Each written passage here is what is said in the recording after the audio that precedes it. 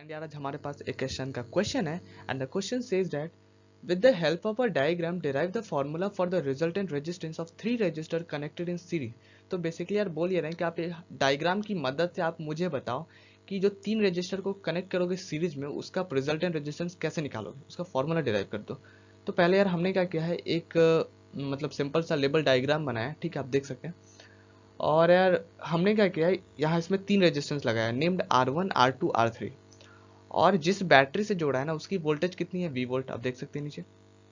और अब हमने क्या किया ना कि R1 के अक्रॉस जो आपकी जो वोल्टेज डेवलप हो रही है वो कितनी हो रही है, V1। R2 के अक्रॉस जो वोल्टेज डेवलप हो रही है वो क्या है, V2। R3 के अक्रॉस जो हो रही है वोल्टेज डेवलप V3। ठीक है।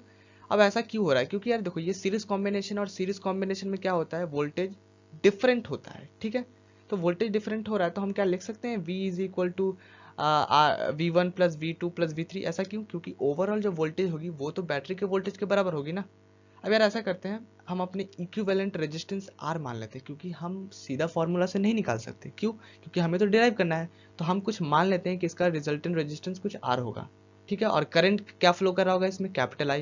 अब कैपिटल I क्यों माना, I1 I2 I3 क्यों नहीं माना यार, क्योंकि ये सीरीज कॉम्बिनेशन, और सीरीज कॉम्बिनेशन में आपकी I होती है वो सेम होती है।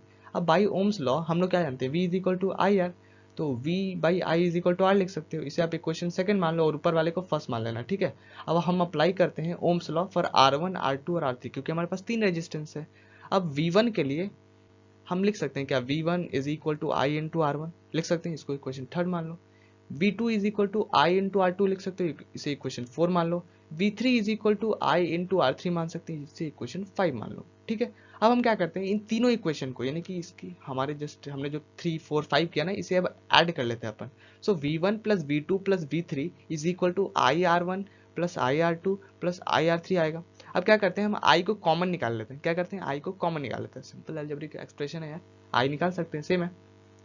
तो हमने देखो I निकाला, लेकिन हमने क्या किया, V1 plus V2 plus V3 को रिप्लेस कर दिया है कैपिटल V से। ऐसा क्यों, देखो इक्वेशन फर्स्ट में मैंने आपको बताया था ना कि जो ओवरऑल वोल्टेज होगी वो बैटरी के वोल्टेज के बराबर होगी। तो हमने क्या किया, इक्वेशन फर्स्ट से क्या जानते हैं हम लोग, V is equal to V1 plus V2 plus V3। तो हमने क्या किया, V1 plus V2 plus V3 की जो वैल्यू है उसे V से रिप्लेस कर दिया नीचे। सो हम लोगों ने क्या लिखा, V1 plus V2 plus V3 की जगह V लिख दिया इक्वल। अब I को बाहर निकाल लो। सो I into R1 plus R2 plus R3। अब हम क्या करते हैं ना, I को ना LHS में ले आते हैं। सो आपको क्या मिलेगा, V by I is equal to R1 plus R2 plus R3 मिलेगा। अब यार देखो मैंने V बाई आई को R से रिप्लेस कर दिया। ऐसा क्यों, इक्वेशन सेकंड देखो, V by I is equal to R, वो तो सिंपल था ना, अभी हमने जस्ट ओम्स लॉ से निकाला था फॉर्मूले से। सो हमने क्या किया, V बाई आई को रिप्लेस कर दिया कैपिटल R से, और RHS को एज इट इज छोड़ दिया, यानी कि हमें क्या मिला, R is equal to R1 plus R2 plus R3। कुछ जाना पहचाना लग रहा है। यही तो है हमारा जो आपका सीरीज कॉम्बिनेशन में जो रिजल्टेंट रेजिस्टेंस निकालने का जो फॉर्मूला होता है। ठीक है। अब यार इसके बाद हम सेकंड क्वेश्चन करेंगे। तो second question says that for the circuit diagram in the diagram given below calculate, first करो आप the value of the current through each resistor. तो हमारे क्वेश्चन में ये सर्किट डायग्राम दिया हुआ है, ठीक है।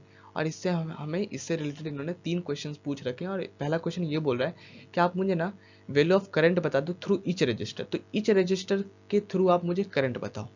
तो एक बात बताओ, यहाँ पे आपको ये पैरेलल कॉम्बिनेशन दिख रहा है, तो पक्के से ये बात चमक जाना चाहिए आपको कि पैरेलल में ना वोल्टेज सेम होता है, करंट कभी भी सेम नहीं होता, इसलिए इन्होंने ईच रजिस्टर लिखा है।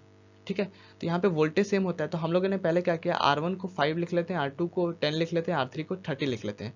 अब यार करंट थ्रू R1 यानी कि 5 वाले से हम लोग लिख सकते हैं क्या, I1 is equal to V by R1 लिख सकते हैं ना यार। V is equal to I R से हम लोग ने लिखा I is equal to V by are.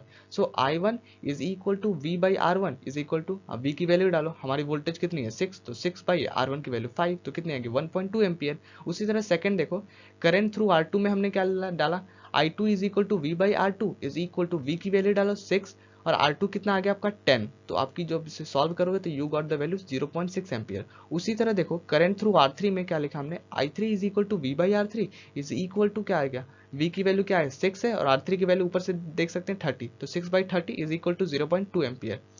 अब यार सेकंड क्वेश्चन ये बोल रहा है the total current in the circuit, total current बता दो, टोटल करंट बता दो। एक बात बताना, 5 ओम वाले जो वायर है उसमें कितना गया था करंट 1.2 एम्पियर, 10 वाले में कितना गया था 0.6 एम्पियर, और R3 वाले में कितना गया 0.2 एम्पियर। अब यार मैं ये मतलब बता रहा हूँ क्योंकि हमने ऊपर जस्ट निकाला है फर्स्ट क्वेश्चन में।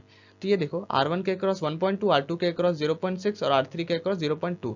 तो एक बात बता, करंट कहीं ना तो बाहर जा रहा है ना तो अंदर आ रहा है, तो पक्के से ये तो इसी के सम के बराबर होगा ना, total current. So total current in the circuit is equal to 1.2 प्लस 0.6 प्लस 0.2, कितना आ गया 2 एम्पियर। ठीक है, अब यार थर्ड क्वेश्चन देखो, the total effective resistance of the circuit. ठीक है, टोटल इफेक्टिव रेजिस्टेंस, अभी जस्ट इन्होंने इनसे इस डायग्राम से इन्होंने पूछा कि आप मेरे को रिजल्टेंट रेजिस्टेंस बता दो। तो एक बात बताओ, 5 ओम 10 ओम और 30 ओम जो आपका रेजिस्टेंस है वो किससे कनेक्टेड है? अरे यार पैरेलल कॉम्बिनेशन है ना ये। तो पैरेलल कॉम्बिनेशन में हम लोग क्या करते हैं, उसका रेसिप्रोकल करके ऐड करते हैं, उसे हम लोग उल्टा करके ऐड करते हैं। So effective resistance R is equal to given as 1 by R is equal to 1 by R1 plus 1 by R2 plus 1 by R3। ठीक है, अब हम क्या करते हैं 1 बाई R1 को एज इट इज लिख लेते हैं इज इक्वल टू, अब R1 की वैल्यू डालो, R2 की वैल्यू डालो और R3 की वैल्यू डालो। सो 1 by 5 plus 1 by 10 plus 1 by 30। Okay, अब यार सिंपल सा एक ये आपका फ्रैक्शन है, इसे जब सॉल्व करोगे तो you get the value 1 by R is equal to 6 plus 3 plus 1 by 30। अब यार R की वैल्यू निकालोगे फिर से, क्योंकि आपको रेसिप्रोकल करना होता है लास्ट में R की वैल्यू के लिए। So R is equal to 30 by 10 which is equal to 3 ohm. ठीक है, तो सिंपल सा क्वेश्चन था यार।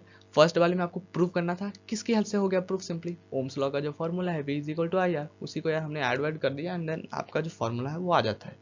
और जो सेकंड क्वेश्चन में इस बात का ध्यान रखना था कि यार देखो इस डायग्राम में हमें क्या है, पैरेलल कॉम्बिनेशन। पैरेलल कॉम्बिनेशन से हमें ये चमकना चाहिए वोल्टेज सेम होता है, तो उससे आपका हर चीज निकल जाएगा। ठीक है, तो यार इसके पहले जो भी क्वेश्चन थे यार उसका मैंने प्लेलिस्ट बना के डाल दिया है, तो आप उसके भी सॉल्यूशन देख सकते हो। ओके।